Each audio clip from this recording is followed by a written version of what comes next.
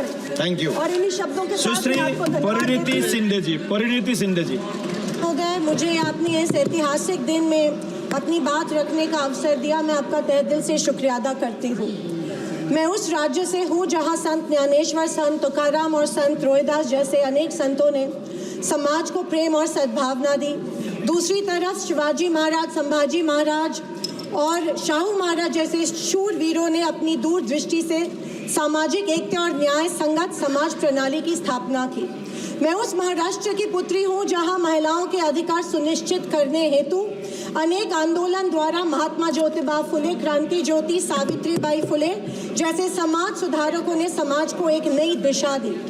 मैं उस महाराष्ट्र की बेटी हूँ जहाँ के महान सुपुत्र डॉक्टर बाबा साहेब अम्बेडकर जी ने इस देश को संविधान के रूप में एक सशक्त और न्याय संगत लोकतांत्रिक मूलाधार प्रदान किया।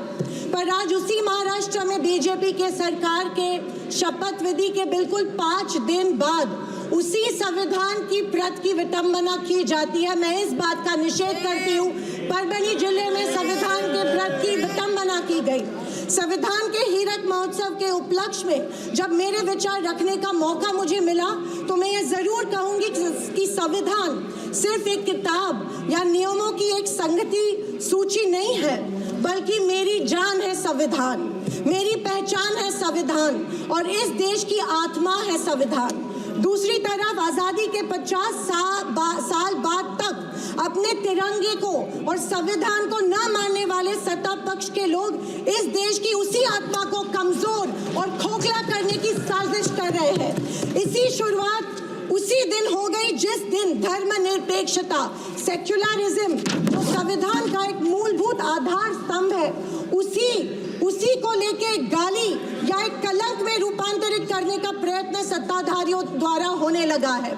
सेक्युलरिज्म को आज भी इस भारत देश की पहचान है, उसे सत्ताधारी पक्ष एक कमजोरी कर रहे हैं या एक बीमारी साबित करने की होड़ में लग गए हैं। संविधान की किसी भी चर्चा या बहस को ये लोग सिर्फ इमरजेंसी पर ले जाते हैं, पर ये भूल जाते हैं कि स्वर्गीय इंदिरा गांधी जी, हमारी पहली महिला पंतप्रधान इंदिरा गांधी जी ने उस वक्त के हालातों के मद्देनजर वो संवैधानिक कदम उठाए थे और उस दौरान हुए गलतियों की माफी भी देश के जनता से मांगी थी। और इतना ही नहीं, उनके विरोधियों ने गठित की गई कमेटी ने उन पर लगे सारे इल्जामों से उन्हें बारी कर दिया था। मैं आज इस सदन में पूछना चाहती हूँ मोदी सरकार से, सॉरी 400 पार का नारा फेल होने के बाद एनडीए सरकार से पूछना चाहती हूँ, आप मणिपुर पर देश की जनता से माफी कब मांगोगे? आप किसान आंदोलन में शहीद हुए 700 से अधिक किसानों के परिवारों की माफी कब मांगोगे? नोटबंदी के चलते हजारों लोगों के परिवार और छोटे कारोबार बंद हुए, उसके लिए माफी कब मांगोगे?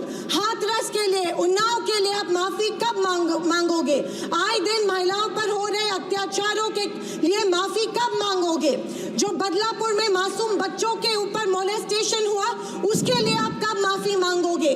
जेल में बैठकर अपराधी मर्डर प्लॉट्स गुजरात में सरकार उनको संरक्षण दे रही है, उसके लिए आप कब माफी मांगोगे?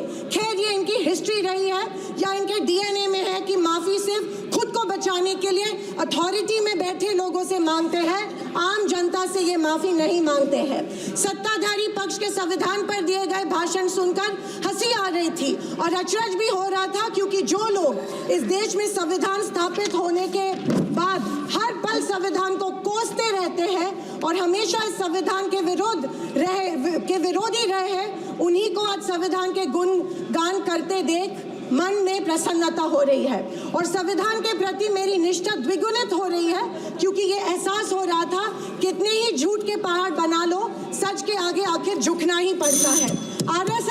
आरएसएस ने तिरंगा को माना नहीं था।